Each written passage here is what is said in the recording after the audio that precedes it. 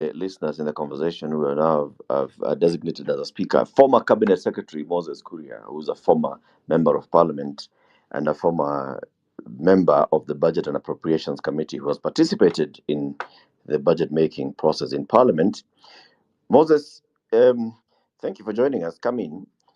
I'd like first of all to get clarity. You want to speak to us as a former minister, as a former MP, or as a voter and a taxpayer? Moses. Thank you, Eric. I will speak and then you can decide as who, because the facts are just the facts. But let me say that I rarely join spaces, but I saw this topic and it's one topic that is very close to my heart. And I think that the topic that we are discussing today is at the heart of all the issues that the country is grappling with.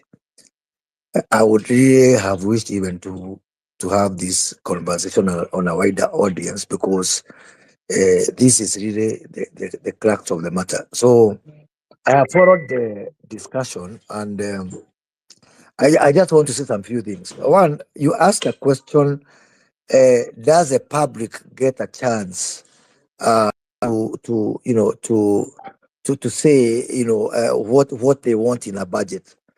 And the truth of the matter is, even before the budget policy statement that you mentioned, we have a chance in the sector working groups.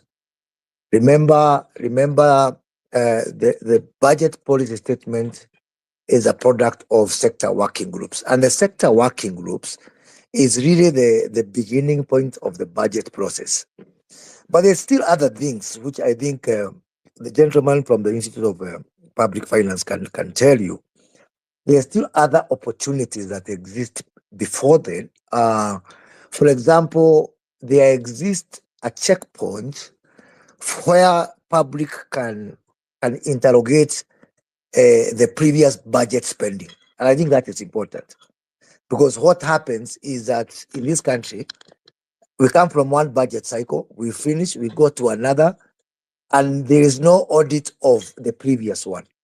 Somewhere within the budget cycle, I can't remember exactly where, but I think James or the expert can be able to look at that. There exists an opportunity for people to say, how did we spend the money that was available the previous year? How was that appropriated? So I think that's the first one. But I think the most critical one, and I think that one of historical perspective is very important because it ought to inform subsequent budget making. But nonetheless, before we develop the budget policy statement, these sector working groups, they normally start somewhere in KICC. I know of a lady called Mora. She must be in her 60s or something or thereabout. She's the only person who goes to all these sector hearings. And the kind of conversation now that we have, if you could have the same level of conversation within the sector working groups, there's a lot. And I'm not saying that there's a guarantee that if people raise their voice within the sector working groups, that is going to that the same is going to be catered for.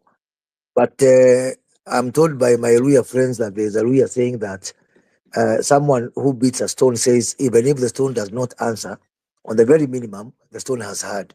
So I think it's important to look at this process of the interventions that the public can make way before the 15th of February deadline for submission of the budget policy statement into Parliament. Then now fast forward to 30th of April. 30th of April is the date set by the PFM for submission of estimates and submission of the finance bill to Parliament. And I remember when I was a member of the budget committee, we engineered the change. I think in 2018 or thereabouts, I can't remember, 2017, where we said before the the estimates and the finance bill were being submitted on different dates. And then we said, because we spend the money that we receive, something before what was happening is that we pass the estimates, and then after passing the estimate, then we look at the finance bill. And of course, we have said we were going to spend 3 trillion or 4 trillion. Then that is passed. Then now we go back to the finance bill and say we can't release that particular money. That's when, in the wisdom of parliament, we brought a convergence between the submission of the finance bill and the estimates into parliament on the 30th of April. So that was aligned. And so therefore now we are able to look at revenue and expenditure at the same time. So the correct answer is yes, there exists an opportunity. Two, it has not been utilized by Kenyans at all. I'm not saying that even if they turned up, it could have made any impact, but it is important, to be on the right side of history, that many Kenyans do participate in that process. Probably with wisdom of hindsight and from what has happened is that probably as a country we need to be much more to move with the times, and this public participation should look at more modern ways of participation to enable, even it could be even cheaper to, if you can bring this thing to to the public scrutiny, maybe through digital, through social media, through that. Probably something that from what has happened, that I think should be able to be looked at. I will revisit that soon. Let me move to the analysis of the supplementary budget as has been presented. And just to mention, because I was making some calls to consult people who are in the know, as some of you are making the contributions.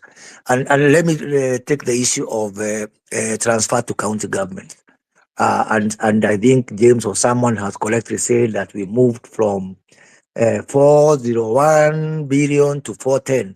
And for me, that was striking odd, because when we announced austerity measures, we did agree that everybody has to take a haircut, including county government.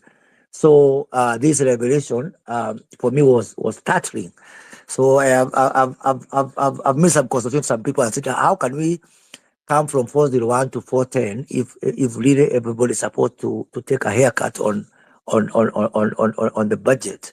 And the reality is, I don't know. I've had the figures of 120 in terms of the net down from 170. I really want to shed some light on that. The unknown to Kenyans, the impact of rejection of the finance bill, the one which was supposed to be somewhere around 350 billion, and then we said we're going to reduce that to 170, so that we borrow the 170 from the markets, and now that has the saving has now dropped to 120. But that's only the 170 and the 350 was only part of the story. There's a bigger part of the story. In financial year 2023-2024, we have something we call crossover. And this is one thing that, again, because we don't give a lot of attention to scrutiny of this budget process, that is one item that gets lost all the time. Crossover means, and I think the lady who has contributed last has spoken about something very important, that not everything that gets budgeted gets the money, gets the exchequer. I think that's a very important point. And let me start from that this contribution. In the year 2023-2024, the crossover amount, meaning how much did we cross over with from the other year, that we said this was our budget, but we didn't have the money to fund. In 22, 23, the previous budget, we crossed over with 77 billion of unmet expectations from budgeted items. We've budgeted all right, but budget is not equal to money. So we close over with 77.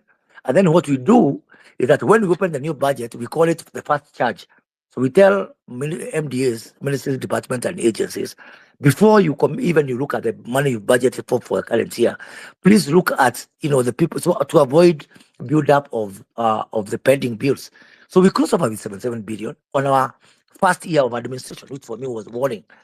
And I did raise that in several forums. But this year, in 23-24, we have closed over with 250 billion shillings. That's staggering. That means that is a first charge. That means that's the first thing you appropriate, because you promised me I budget for this road or for that water or for something, and you didn't give me the money, and now the year has passed. So this crossover has got two options. Either it is dropped. We say that after all, maybe there's no likelihood that that money is going to be spent, or two, it is revoted. So what this supplementary budget has done is actually a two-in-one. It's a budget, it's a supplementary budget to cut with in line with the austerity.